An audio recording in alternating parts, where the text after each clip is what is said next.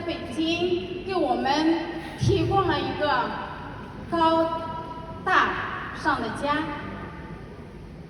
这个家的地理位置非常特殊，在全世界可能都处于一个比较特殊的位置。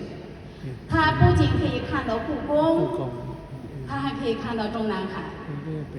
如果我们现在在北京，那么我们办公室的窗户一定是窗帘是拉上的，因为北京正在开两会。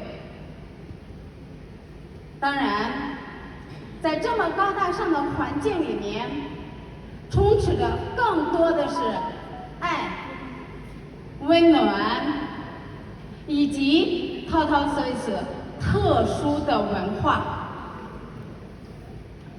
让我在这个舞台上深深的给博士鞠一躬，谢谢你。